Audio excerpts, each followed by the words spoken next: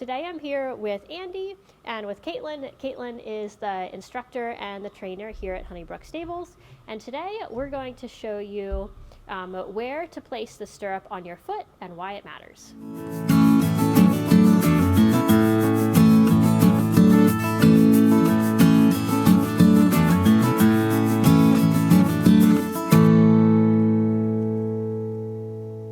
Before we begin looking at where you want the stirrup on your foot, we have to first think about how we want the leg to function in relation to the stirrup.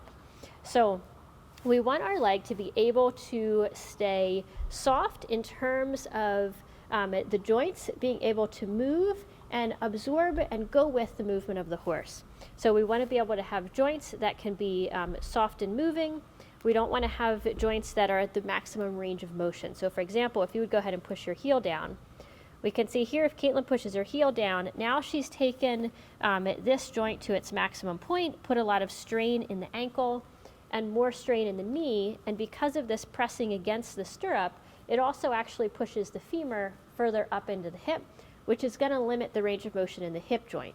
Big deal for our riding. We want to have soft fluid hips in order to be able to have a good seat and ride well. So go ahead and let that tension go.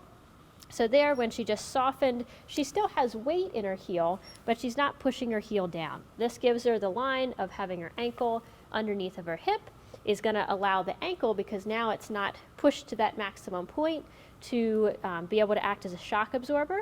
And it also improved her contact of her leg against the horse so that she'll be able to give clear leg aids.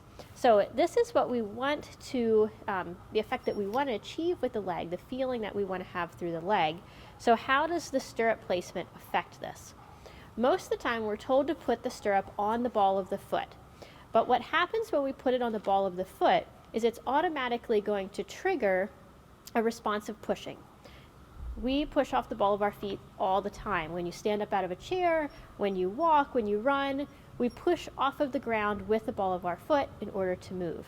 So what happens, I'm going to go ahead and take your foot out of the stirrup here for a moment. I'm going to put my hand kind of simulating a stirrup here at the ball of your foot. Okay, now try to resist my upward movement. You can see really easily you were able to push, and that locked out these joints, and I can't push up through.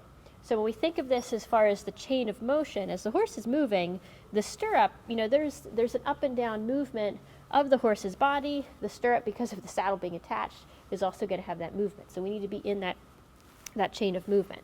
Now, I'm going to actually first take my hand, I'm going to move it just a little further right behind the ball of the foot. Okay, now go ahead and resist the upward movement. Resist it? Mm-hmm. Okay.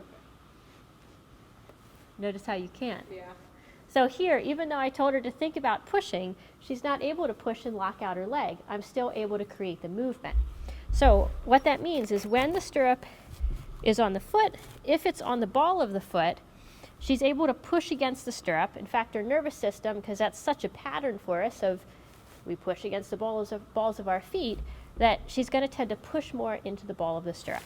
But if I take it just a little further back, right behind the ball of the foot, then she's not going to be able to push against that. Even now, feel if you go to push against your stirrup, does it feel different than when I had the stirrup forward? Most definitely. So you want to line up the center of your stirrup. Doesn't matter if you have a thinner footbed of an English stirrup like this one, or you have a Western stirrup with a really wide footbed. You want the center of that footbed to be just behind the ball of your foot, and that will allow you to keep a softer leg, ankle, knee, and hip, joints that are more soft, give you better movement in the saddle, maintain a better leg position, and then be able to give better aids and communication to your horse. Now I'd love to hear from you. What other riding tips would you love help with? What are some of those small things that you feel if you could tweak would really help you, just like the position of our foot in the stirrup? Go ahead and scroll down and leave a comment.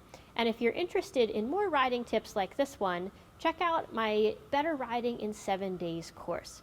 It's a simple free course where each day you'll get a little short video to help you with having a better, more stable seat, give better leg aids, and have better contact.